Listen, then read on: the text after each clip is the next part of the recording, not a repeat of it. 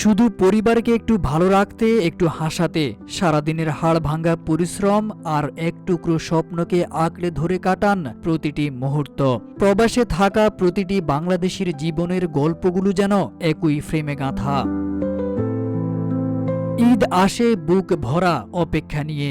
এবার ঈদুল আজহার ছুটিতে প্রিয়জনের মুখ দেখতে চাওয়াটাই যেন হয়ে দাঁড়িয়েছে এক দুঃস্বপ্নের নাম।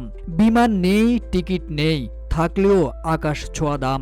বাধ্য হয়ে চড়া দামে অন্য এয়ারলাইন্সের টিকিট কিনছেন অনেকেই। এতে যেমন বেড়েছে প্রবাসীদের আর্থিক ক্ষতি, তেমনি বাড়ছে মানসিক যন্ত্রণা।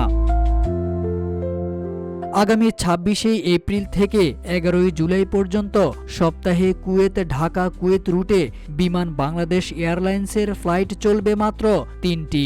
এতে বিমানের টিকিট সিন্ডিকেটে অসহায় হয়ে পড়েছেন প্রবাসীরা। কুয়েত ঢাকা কুয়েত রুটে সরাসরি ফ্লাইট পরিচালনা করে বিমান বাংলাদেশ এয়ারলাইন্স, কুয়েত এয়ারওয়েজ ও জাজিরা এয়ারলাইন্স। কুয়েত এয়ারওয়েজ ও জাজিরা এয়ারলাইন্স সপ্তাহে ১৪টি এবং বিমান বাংলাদেশ এয়ারলাইন্স সপ্তাহে ৩টি ফ্লাইট পরিচালনা করে আসছিল।